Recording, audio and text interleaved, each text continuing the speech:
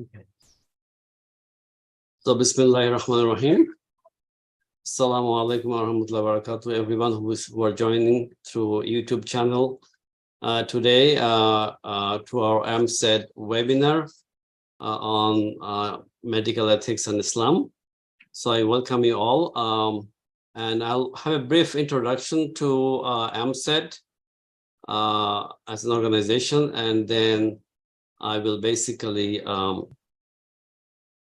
introduce our speaker today, and then he will take the floor and talk about his research and in this area of medical ethics and Islam. So so let me see. I think I need to switch here. Let's see. No, I think not that. So I think. Okay, so I'll just briefly go over that and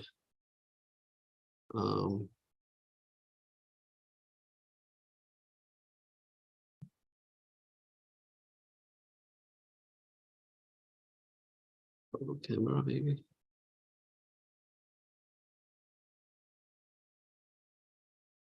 Okay.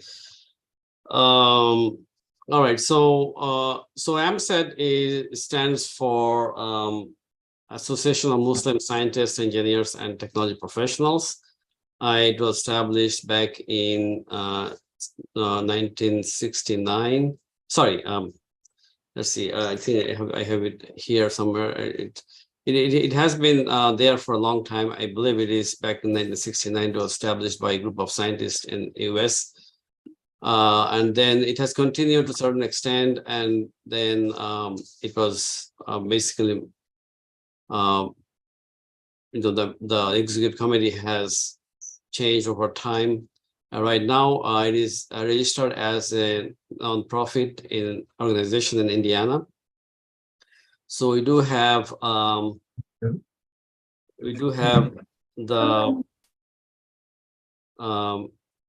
Google group that communicates with its members. It's amset@googlegroups.com. We have a YouTube channel. It's tinyurl.com AMSET YT. And also we have Facebook page, facebook.com/amset.association. We have LinkedIn as well as Twitter, and our website is amsetweb.net. So basically, we have a current executive committee consists of 4 people here. My name is Sohail Anwar. I'm a professional. I'm a professor of mechanical engineering at Purdue University in Indianapolis, and then immediate past president is Professor Afan Badr. Vice President Dr. Tahir Saif. He's a professor at University of Urbana-Champaign. Our secretary is Mr. Rashid Rabbi, and treasurer is Asad Muhammad, and our advisor is Dr. Masroor Shah. So webpage is maintained by Rashid Rabbi. We also have a career session fair that is managed by Mr. Asad Muhammad. So what is the purpose and aim of AMSET? So initial purpose was to disseminate the knowledge by Muslim scientists, but also it has evolved over time. So our current objectives are to provide guidance and assistance to AMSET professionals, as well as students and their education and careers. We also would like to enhance networking amongst professionals and business with common interests, also to improve the distribution and dissemination of technical knowledge and Islamic knowledge as well. So also want to provide a platform for Islamic scholars to deal with ethical implications of technological developments, and I think today's talk is right on that. So Also, we strive to advocate for public policies based on responsible use of science and technology. We promote activities which are scientific, educational, religious, and cultural, and charitable in accordance with Islamic teachings and U.S. Constitution. So we also try to facilitate activities, scientific activities between different academic institutions, particularly schools. Also, we'll try to coordinate events within different masajid. So some of the ethical issues that we face today are basically ethical in implications arising out of technologies, new technologies such as 3D bioprinting of tissues and organs, technological applications in medicine, climate change, human evolution, AI, and many other issues. These are some of the snapshots from sessions we had at ISNA convention. So that's one of the our annual event that we hold sessions at ISNA convention. Also, we had it last year as well in 2022, and we hope to have one in 2023 as well. So if anyone has ideas to present, please contact me, and I'll be happy to include your topic in this as well. So we also encourage all of the audience to maybe be a member. So you just there is information on the website amsetweb.net. Contact us. You can put your information there, and we'll be happy to include you in our email list. Also, AMSET is a volunteer-driven organization. So we basically want to be disseminating the information about Islam and scientific contributions by Muslims. And we do need help from all of you. You can establish a chapter in your city, become a member. Also, you can establish discussion groups, and also communicate with colleges and universities.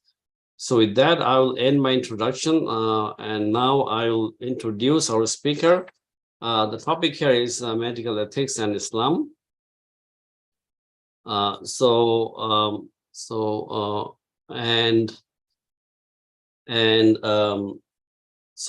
our speaker is Dr. Fahim Ahmed. He received his undergraduate degree in biomedical sciences from University of Delhi,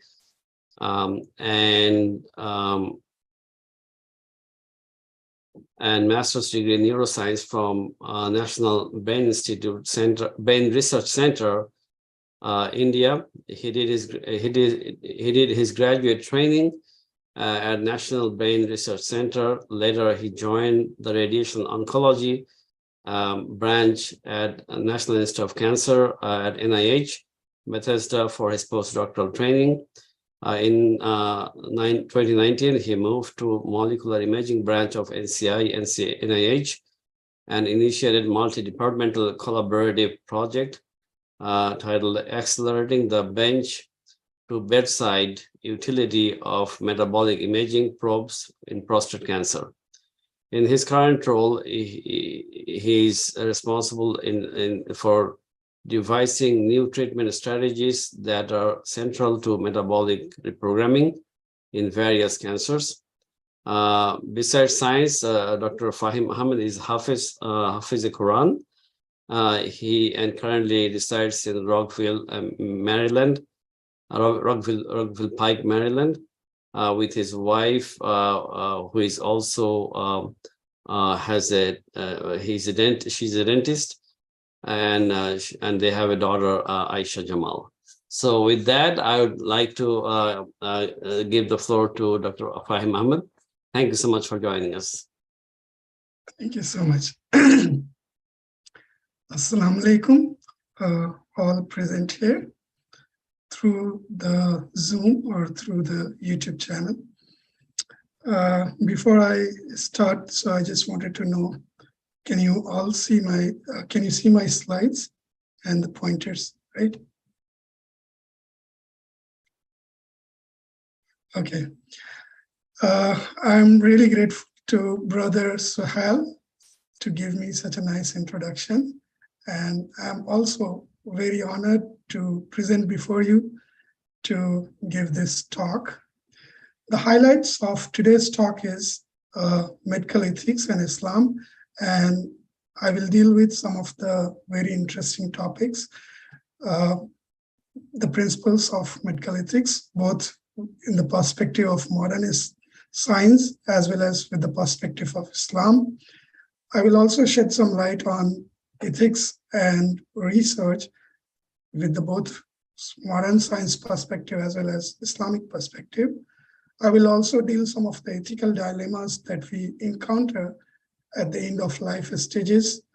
We will also deal with some of the ethical issues that we encountering in today's days and today's age of science, like genetic testing, genetic manipulations, and others.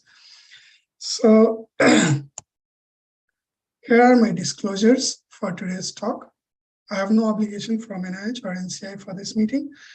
The field in which I'm working is a little bit broader field, which deals with bioethics, and it deals with all the ethical, social, and legal issues that arise in biomedicines or biomedical sciences. This issue encompasses various other ethical fields like medical ethics, which mainly focuses on healthcare. It also deals with research ethics, like what are the parameters on which we should do our research. It also deals with the ethics related to environmental issues, and it also details about public health ethics. So the main focus of today's lecture is medical ethics, the field which actually moral principles that govern the practice in medicine. So to begin with this topic, we first need to understand why do we need this medical ethics. So the need for this field is because it deals and it defines the principles of professional conduct concerning the rights and duties of physicians. It also defines the relations with the patients and the fellow healthcare provider. It also defines some of the actions that we have with our fellow physicians in patient care and interpersonal relations with their families. So first we need to look how the modern science has defined this field. So if we go through the modern science, it is based on 4 different principles, which is autonomy, beneficence, non-maleficence, and justice. I will put some light on these individual headings like autonomy. So if you look into with the eyes of modern science, the autonomy, especially in this country, every individual has a right to make their decisions related to their treatment and medical care. So, and modern science also gives full autonomy to the patients to have their decisions regarding their health care. Beneficence is something which is, if a healthcare is providing a treatment, the treatment should always be in the interest of patients.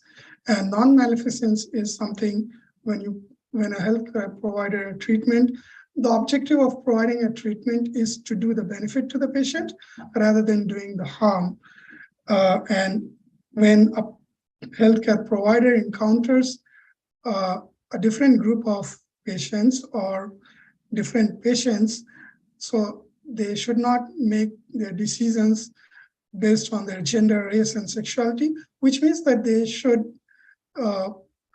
have a non-biased approach.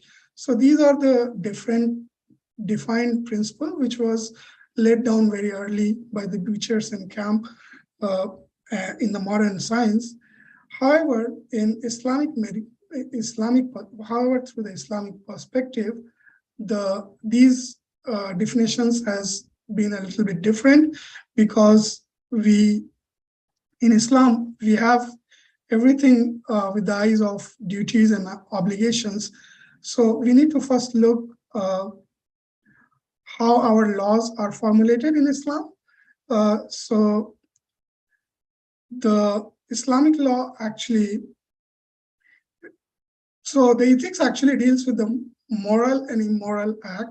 So in Islam, if you see what are the acts that are defined as immoral or moral, actually based on these guiding principles. So somebody who provides maintenance for life, protections of individual freedom or belief, maintaining their intellect and preserving their honor and integrity, as well as providing protection to their property, all these acts provided by any individual is considered to be moral.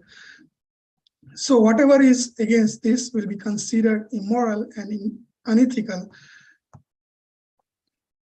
And if you look for the pillars of Islamic medical ethics, like on what ground these laws has been formulated in Islam, so there are different pillars in Islam. The first one is like innate nature. So when Allah has created anything, so their inherent nature is to doing good in this world. And it also has, especially to the human being, Allah has provided the intellect to decide or to distinguish between right from the wrong. And if an individual has both these two things, and on top of this, the Allah has also provided guidance to the human being so that whenever they encounter such situation, they should use their intellect, and they have an inherent nature of doing good, so they should not go astray from their duties. So the revelations from the God actually guides you from doing good rather than and abstaining from any kind of corruptions. So how we should approach all these guidance. So in Islam, there is two sources of these guidance. The first one is Quran, and the another one is Sunnah. So the Sunnah is basically refers to whatever hadith that is available. Besides that, in modern age, we know that everything has not been outlined in Quran or Sunnah. So besides that, in today's age, we have ulamas, which discusses some of the modern topics, and they provide consensus regarding some of these topics. And also, we know that like any other law, there is a precedence in Islam also.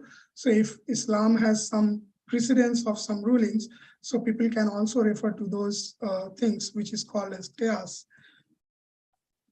And in the eyes of one of the great scholars, they have also outlined that whenever there is a situation when there is no reference or no guidance is provided, in that case, if there is a conflicting views are present, so the individual who has to make the decision, they are free to take whatever is available. Means that it's an optional. If there is various views are available, they can opt out any of those things, like whether they can do the treatment, they cannot do the treatment if they do not have clear guidance in those cases. And that is called as ijtihad. So if we look to some of the modern principle of ethics in the eyes of Islam, the first one is autonomy. So in Islam, you don't find the absolute autonomy, because we as a creation always have a responsibility towards God. And we also live in a society where there is a social responsibility. So whenever we think of autonomy in ethics or according to Islam, we always need to consider our responsibility towards God and also our obligation towards society. So if, let's take an example for a patient or who resides in some of these Asian countries where family plays a bigger role or the society plays a bigger role. So whenever a decision of treatment comes, the individual doesn't have his own autonomy. They have to consult their family. They also have to consult how these treatments going to benefit their family, how it impacts the society. So all these thing need to be considered in the eyes of Islam when they think of making those decisions. The next one is non-maleficence. So if you look through the eyes of Islam, in Islam, any action which is supposed to do good and rather than doing harm is allowed in Islam. Islam also allows some of those acts where the good outweighs the harm. So like if there is a situation where a treatment is providing good as well as it also does some sort of harm, but if the good is outweighed by the harm, Islam allows such sort of treatment and it is morally right in the eyes of Islam. In fact, this comes from one of the very famous hadiths of Prophet Muhammad Sallallahu Alaihi Wasallam, La dahra wala dihrar, which means that there should neither be harming nor reciprocating harm. And also a great Islamic scholar, is Ibn Abdul Samad, he has stated that the sole purpose of medicine is to provide and preserve health and to provide cure whenever it is necessary. So if a situation arises where there is a treatment which is prohibited in normal circumstances, but if there is no other treatment available for certain situation, then in those situations, these sorts of treatment is allowed. Then if you think of the beneficence in the eyes of Islam, the beneficence term itself relates to empathy. And Islam is a religion of mercy, kindness, and charity. In fact, Allah has stated in Quran to the Prophet Muhammad Sallallahu Alaihi Wasallam itself that وَمَا أَرْسَلْنَاكَ إِلَّا رَحْمَةً لِلْعَالَمِينَ, that Allah has made Muhammad Sallallahu Alaihi Wasallam as a prophet and as a rahmah to the all mankind. So any act which is an act of mercy is regarded as a moral act, and treatment or providing healthcare benefits in Islam holds very high because it's an act of kindness, mercy, and providing love to the humanity. If we look through the justice also, which has been discussed in modern science also, and if you look through the eyes of Islam, the religion itself is revealed on the humankind to establish justice in this world. The whole religion of Islam is to provide justice in this world. So if any healthcare provider who encounters such situation where he has to take those decisions to do the treatment with different patients, which relates to different faith and color, so he has to approach this problem with an eye of providing justice, that he should not base his decision on the biasness. So whatever comparisons that we have seen, if we compare these two in the eyes of modern science and with the Islamic perspective, we don't see much of the difference, but what we see that the Western ethics are mainly based on the individual rights. Every individual has given a great emphasis in modern ethics. However, Islamic ethics is mainly based on duties and obligations. So there is a more of a idea of conceptions that how we approach these problems. And also, if you look through the modern ethics, they have provided more important to philosophical point of view that every reasoning and everything is based on the human reasons and human experiences. However, in Islam, all the intellectual discourse or all the actions are guided by the intentions. So whatever actions that we take in Islam is actually decided by our intentions. And actually, there is a very famous hadith by Prophet Muhammad Sallallahu Alaihi Wasallam, which states that innamal a'malu binniyat, that every act we do in this world is its outcome is based on our niyyah.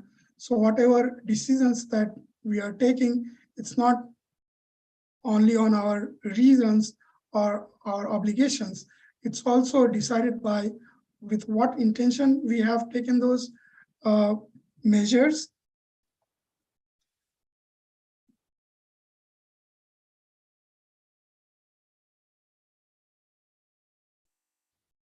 The next point of this lecture is looking through some of the current problems that we are facing in our family life. Like we face the ethical issues with our progeny. We face ethical issues while deciding our partners.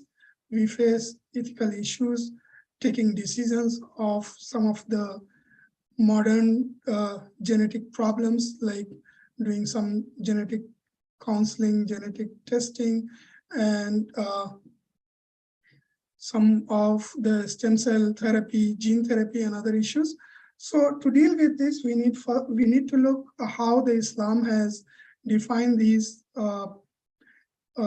terms. So in Islam, a great emphasis has been given on a stable marriage and healthy offspring. That is the core thing to have a healthy family life.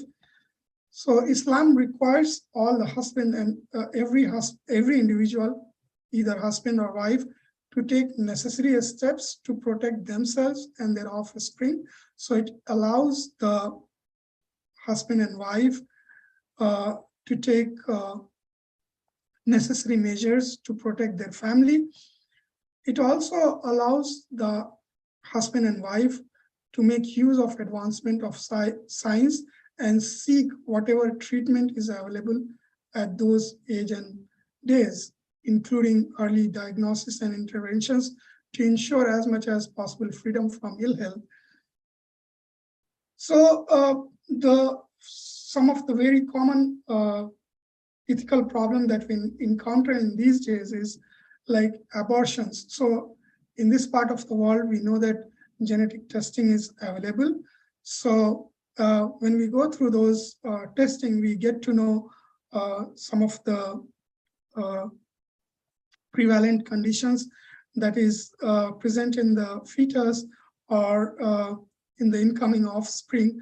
And in those cases, if the physicians or the counselor, if he thinks that the incoming or the fetus is grossly malformed, or the disease that he is possessing is going to be untreatable and unimaginable and going to be very serious for both the individual and for the family also, in those cases, actually the Islamic Council of Islamic World League has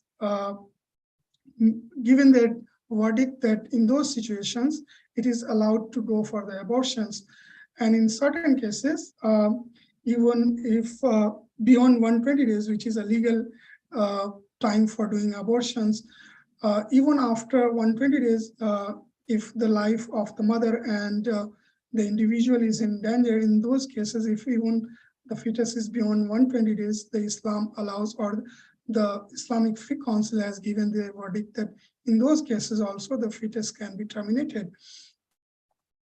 The next ethical problem that we face in these time is the genetic gene therapy or genetic manipulations. Now we know that there are some of the disease that is, the treatment is available in like genetic therapy or stem cell research. So this gene therapy is actually nothing more than genetic engineering of living beings by replacing their defective genes with the functional copy. So the Islamic view of these problems is that it allows the use of genetic engineering for the disease prevention, treatment, and also amelioration on the conditions that do not cause further damage. However, it forbids the use of genetic engineering in criminal purposes and wherever it is forbidden religiously. It also forbids the use of genetic engineering as a tool to change human personality and also interfering with the genes to improve the human races. So wherever it is it has some implications with improving the human race or have some evil purposes, that it has been forbidden. However, whenever there is a purpose to use these modern science to provide cure for some certain disease or amelioration of certain conditions, in those situations, Islam allows the use of gene therapy or genetic engineering. The next one is the cloning. As we encounter this term very often, so the cloning is for the two purposes mainly. One purpose for cloning is to provide therapeutic benefits in certain disease, and the another purpose of doing cloning is doing reproduction. So Islam prohibits the use of cloning, especially for the human reproductive purposes. However, Islam allows, or the Fiqh Council allows, the use of cloning for the therapeutic benefits, which includes like stem cell therapy and other things. Islam also forbids, why Islam forbids the use of cloning in human reproduction is because Islam forbids to bringing any third party into a healthy marriage. So it prohibits any egg donor, a surrogate womb, and a sperm donor or a cloned cell, which can be used for incoming offspring.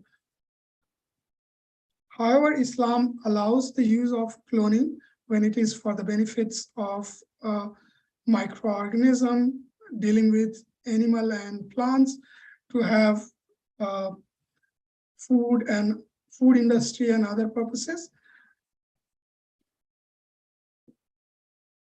So Islamic teachings offer a great deal in the prevention and control of genetic disease to Islamic communities, which form the majority of the population in many Asian and African countries. So since we know that these are the problems that our society face, so what are the way forward for us dealing with these situations? So it is important for us to educate the people about the danger of consanguinity, which leads to most of the genetic disease, and it is very common in some part of the world. It is, the onus is on us to also do the premarital examination, which should be encouraged and which will detect some sort of those traits among the intending individuals who are trying to get married. It also advised to do the postnatal exam for newly born babies in order to prevent the child from those genetic diseases which can be cured or which can be prevented by some of the measures like diet and drugs. We also need to provide counseling and explain the dangers about the discussions and the options that has been discussed here. Prenatal diagnosis and the options of abortions for serious devastating disease also need to be considered, which will reduce the incidence of such diseases among our communities. And we also need to do some neonatal screening to avoid those havocs by simple measures, namely like diets or certain operative measures, and avoiding teratogens and provisions of folate and iodine in the diet in order to reduce these congenital disease impacts. The next problem that our society face, or the Muslim society face, is taking decisions while doing organ transplantation. In the developed part of the world, the organ transplantation is considered is one of the means to replace the non-functional part of the body. And it is very much prevalent in this part of the world. However, in Muslim society, we don't see much of these decisions taken. So what is the Islamic view on these organ transplantation? So one of these papers, they have discussed some of the fiqh council decisions, and they have concluded that this procedure is very much allowed in the eyes of Islam. And the basis of this is also the same, that this is the ayah that has been revealed in the Quran, where which means that any act or any individual who has saved one of the life of one of the individual, it is as if he has saved the whole humanity. This is an ayah that has been revealed in Surah Maida, and on the basis of this, if a healthcare provider who do the organ transplantation with good intentions and saves a life of individual, so he will get the ajr according to mentioned here in this ayah. And it also based on the fact that Islam also allows all treatments where a treatment or an option when it outweighs the harm. So if an organ transplantations can do more benefit, then in those cases, this organ transplantation is allowed. Then we come to the question that, okay, if organ transplantation is allowed in Islam, then does the organ donation is also allowed in Islam? So first we need to look who could be the organ donors. There could be a living donors who could be like siblings, family members. There could be a non-living donors. There could be a fetal donors. So in modern age, when we talk about the stem cell therapy and others, so most of the stem cells comes from these fetal donors. So these all donors can do the organ donations. And in the eyes of Islam, if the organ transplantation is allowed, at the same time, it is also allowed to do the organ donations. However, there are certain restrictions put on this by the fiqh council, and the fiqh council has stated clearly that if an organ donation is done with good intentions, not with an intention of gaining financial benefits and other evil ideas, then organ donation is actually an act of charity. So it is very much allowed in Islam doing the organ donations.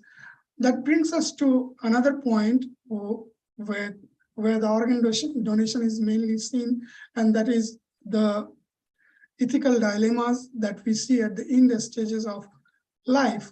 So how Islam deals with all these ethical dilemmas at the end stages of life. So when we have a terminal illness or an illness, the first thing we need to do, or we need to seek the remedy. It is a very famous hadith of the Prophet ﷺ, where it has been mentioned that it is an obligation for an individual who is sick to seek remedy if the treatment is provided. So what are the treatments that we should avail, or what are the treatments that are obligatory or mandatory? So if the treatment is available and there is a certainty that the treatment will provide benefits, in that scenario, it is mandatory and obligatory for the individual and also for the family or to the society to provide those treatments. However, there are some of the treatments that comes under the category of facultative or optional. So these are the treatments, those where there is a new therapy or new treatment that has been devised recently, and there is a benefit that has been described, but it's not has been outlined that how beneficial the treatment would be and what are the worst outcome of those treatments. So that comes under the category of facultative or optional treatment. So in those scenarios, it is not an obligatory thing for an individual or for the family or for the society. to seek those treatments. If the family can bear the cost of financial cost, emotional cost of all those treatments, they can opt for these kind of treatment, but it's an option provided in Islam. And then there is a treatment which is considered as makruh in Islam, which is like, if we know that the treatment is not going to help the patient or there is no benefits outlined in the treatment, then those treatments are come under makruh. One of the best example of those kind of treatment is like if the patient is terminally ill and we know that the treatment is not going to provide cure to that patient, and if we just doing those treatments to prolong the life of that individual, then in those cases, it is advised not to go for these treatments. And one of the famous incidents that has been described in Islam is like when Prophet Sallallahu Alaihi Wasallam got ill for the last time, he actually prohibited Sahaba not to seek the treatment for his last illness. So prolonging the life of a terminally ill patient is not very much encouraged in Islam. Then beside these, there is a term called as futility. So if there is a treatment that is known to not providing any benefits and not providing any meaningful survival to the patient, so those kind of treatment comes under the futility.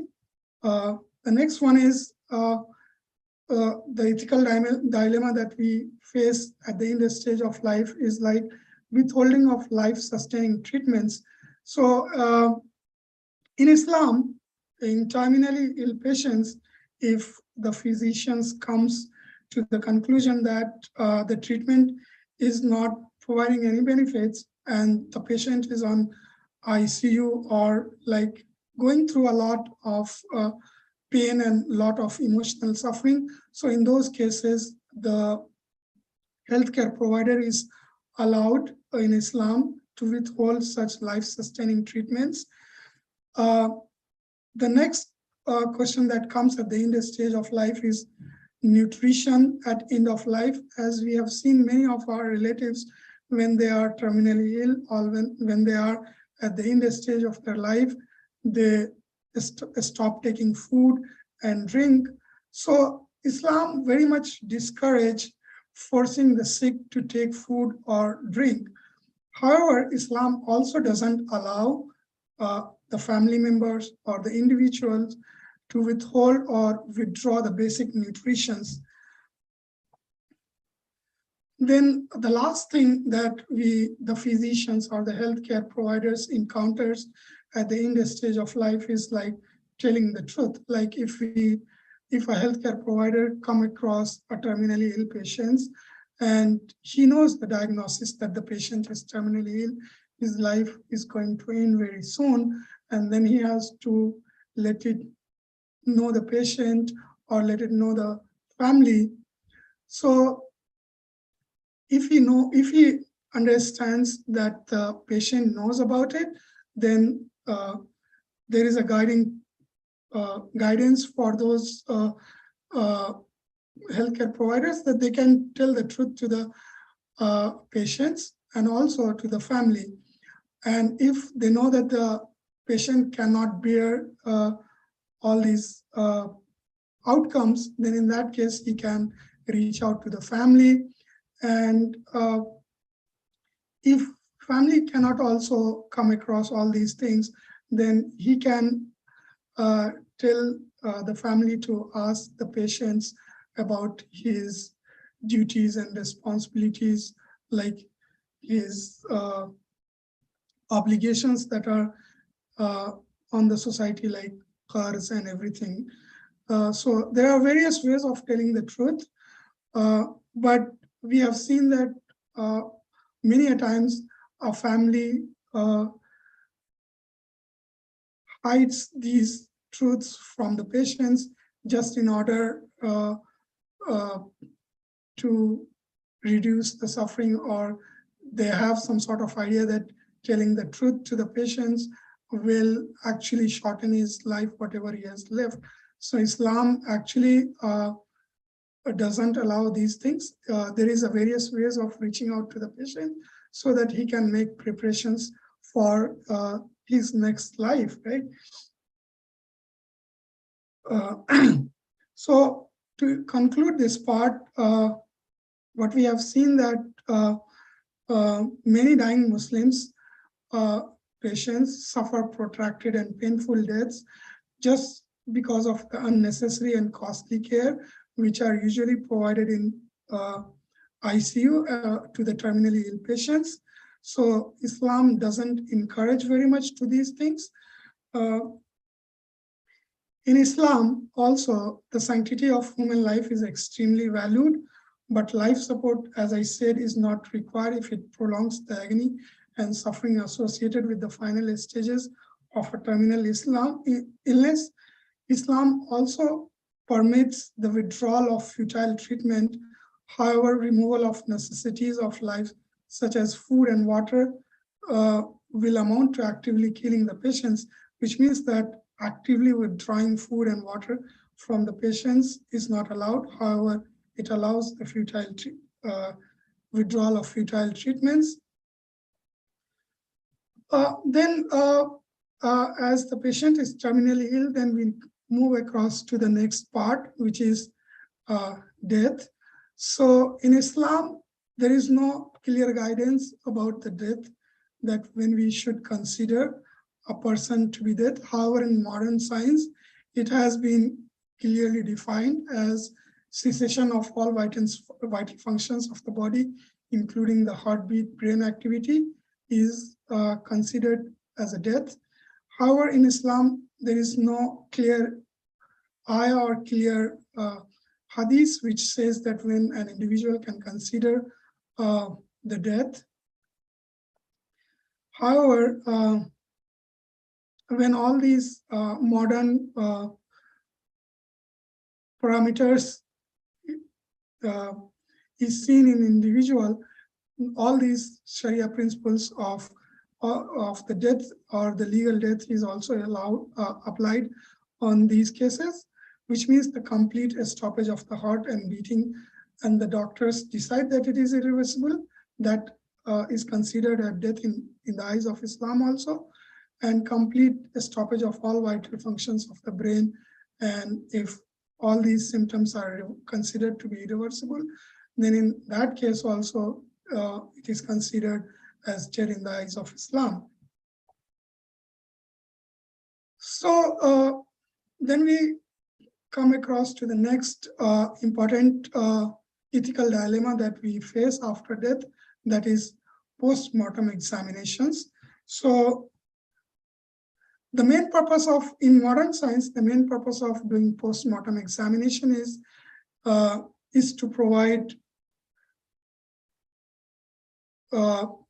is to use these examination for evaluating new therapies, studying any familial disease, and preserving the future generations from such diseases and providing diagnostic testings. Usually the pathologists do all these examinations to establish all these facts and also establish the cause of death. However, in Islam, the post-mortem examination is also allowed, but the Muslim society doesn't encourage this very much due to two of the reasons. The first one is the disfigurement of the body and delay in the funeral. As I said, that Islamic view regarding the post-mortem is, it is permissible in the eyes of Islam. And there is one of the paper where this study was conducted by Abira et al., where they have done a survey in the Muslim countries, and they found that in most part of the Muslim world, it is discouraged because of these two reasons. That is, it leads to disfigurement of the body and it leads to delay in the funeral. And in Islam, it is encouraged to have an early funeral. And also, it is considered that the human body is as an amana from the Allah. So usually the Muslim society discourages this. But the Fatwa Committee of Al-Azhar has stated that these post-mortem examination is allowed in the cases when it is for the purpose of learning and it is for the purpose of justice. And if the society wants to know about any contagious disease that is prevalent or looking for the means to control all those contagious disease. So in all these circumstances, these post-mortem examinations is allowed. Nowadays, it has been seen in the Muslim society, even though they are not very much encouraging the conventional method of post-mortem examination, but due to the advancement of the science, there are various other ways of doing post-mortem examinations, like imaging and other modern science tools. So the Muslim society has started becoming accepting these means to do the post-mortem examinations. So this brings me to the end of this topic. I think you all have, I'm very grateful to all of the listeners, those who are present. And I would like to have any questions if you have on these topics. I also want to state that I did not have clear view about all these topics earlier. So while preparing for this talk, I also gained a lot of knowledge about all these topics. So if anyone has any questions, I would be happy to answer. Thank you, Dr. Fahim, for your very informational presentation on this topic. I really myself learned quite a bit, and thank you for doing research in this area to illuminate all of us. So I'm waiting for questions on YouTube, so I'll ask whoever are watching on the YouTube channel, please post your question on a chat box for YouTube, and we will bring it out to, we'll ask that question to the speaker, so you can answer, so he can answer the questions for you. So while you're waiting, actually, I have a couple of questions, if if you don't mind me asking, and one is that oftentimes, we see this question, okay, what is the position of Muslims for this legal battle with Roe versus Wade, right? So I know you have mentioned some of the conditional cases, but what would be a Muslim's position? Is it for or against Roe versus Wade ruling? Do you have any or it's conditional stance that we have to take? Yeah, so as I said, that there is some of the, like when it is a very good hadith from Prophet Muhammad is like seeking remedy is obligatory, but there are instances where it is only obligatory. But if we or the treatments that we are looking is the benefits are not very much outlined, and we could not make a decision that whether we should go about it or we should not seek those treatments. So that becomes facultative. And in those cases, there is a very clear ruling of the Islamic Faith Council, which states that there is a way of ijtihad, which means that if an individual, or not only the family or the patients, or even the healthcare provider, if he doesn't feel that the treatment is going to put or bring so much of benefit, in that case, he can also suggest the family or the patients whether he should seek the treatment or he should not seek. So it's all about like how individual conceive or receive all those things. So it's about like becoming a facultative or an optional thing for an individual. And there should not be any harm in doing that according to the rulings that has been provided by the Islamic fiqh concept. Sure. Thank you for the answer. And my second question is, and I'll let Dr. Afan ask the question after this. My second question is that, many times, people, even I have seen here in Indianapolis as well, that some people are in a vegetative state, and their family, of course, they have probably some hope, and they try to prolong the life as much as possible. And I have seen someone, that person was in coma for like almost 6-7 months, and then he passed away. But so I mean, you mentioned some of that in your presentation, but I don't know if you can elaborate on this particular aspect of it. Yeah, sure. So Islam clearly states that, or as an incidence also, that we have seen that when Prophet Muhammad ﷺ fell ill for the last time, he actually asked the Sahaba not to seek the treatment because he knew, and because he was prophet, so he knew it's his. But for general people, it's a little bit different. So he didn't seek the treatment in that case.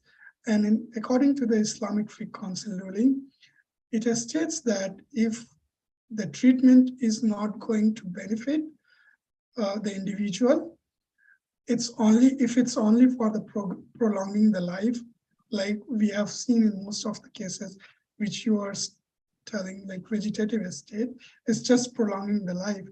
So in those cases, Islam clearly discouraged seeking such kind of treatment. Although in Islam, it is also prohibited not to feel hopeful, because it's stated clearly in Islam that every individual should be hopeful that the mercy and the miracle will be from the God, right?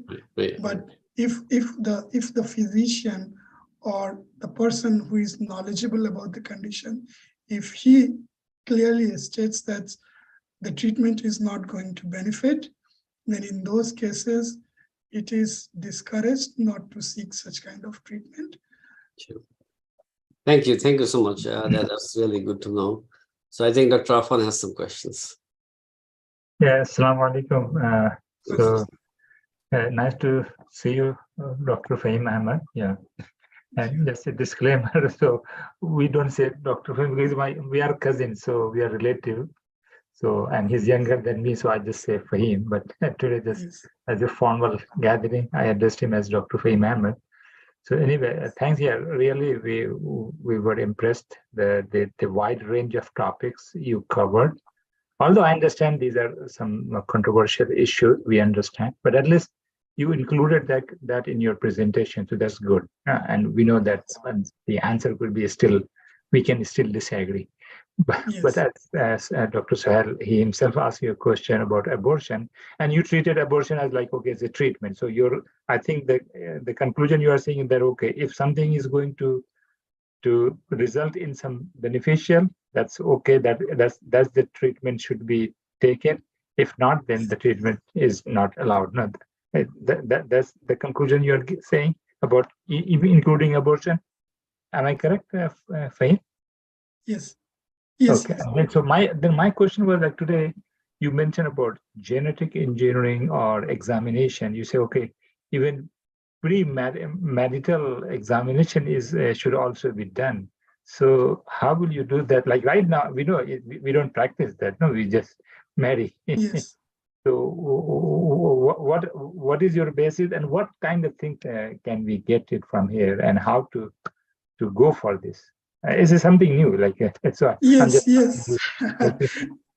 Yes, especially from the part of world where we come, it's like a very big hurdle, right? Uh, uh, it's just so since we have seen, especially in the Muslim society, that these consanguineous issues and the genetic issues that we know that usually comes out of the consanguineous marriage, but we don't doubt, or we shouldn't, we should always consider Allah is the Qadir, right? It can arise of any situation, but the science states it is mainly because of the consanguineous marriage. So how we can reduce those things in our society? So one of the way that when we seek the marriage for our brother, our sister, or family members, uh, we know the conditions. So if we are seeking and uh, uh, a match for our relatives, if we outline those things beforehand, that would actually prevent some of the issues. It's not always that all the genetic issues would lead to a bigger problem, because we know that. So I also want to outline here that all the genetic issues are not like germline issues.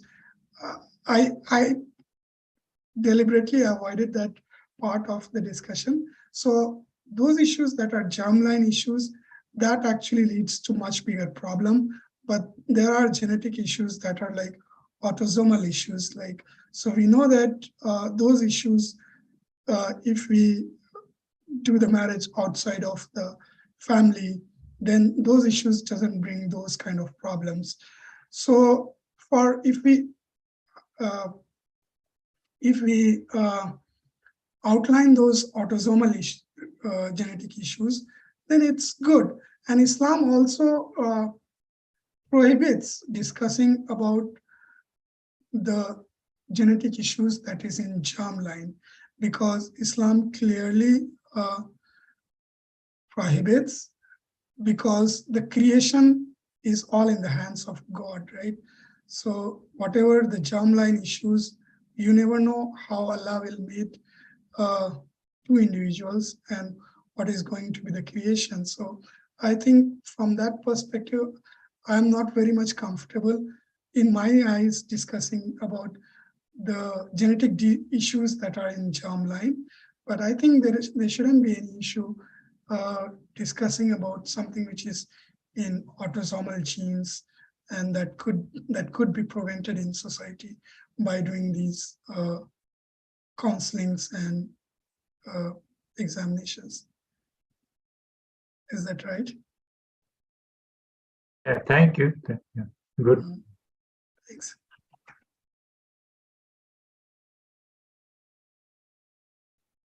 So I have not seen any other question from YouTube.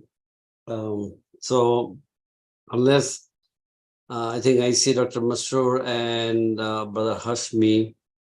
Do we have any questions for Dr. Fahim?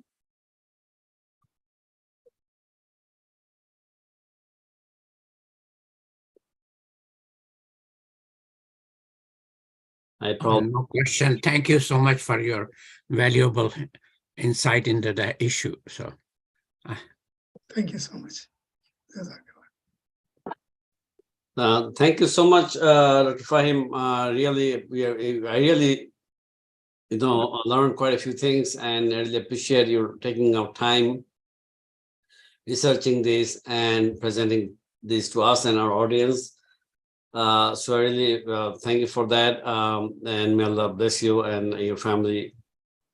So, inshallah, we hope to maybe, if you are willing, we hope to bring you out in another forum. If you are open to that, inshallah, probably it's the convention, and we'll talk about that, and I'll reach out to you on that occasion also, and see if you can also give a talk in that forum, inshallah. Inshallah. Sure. So with that, I would like to close our webinar today. And again, I thank everyone who have really provided all the input and help to bring this today's topic to a fruition. And of course, mostly I thank you, Dr. Fahim. Thank you And so I much. wish you and everyone a blessed day, rest of the day, and we'll see you in soon, inshallah. So if you allow me, so Fahim, for ISNA convention, it's on the Labor weekend, September 1st Monday, so Friday to Monday. So please keep those days available. It is in Chicago. Okay. Is it okay for you, like Fahim, in based on your schedule, Labor weekend? Inshallah, I will let you know. Yeah, look, okay.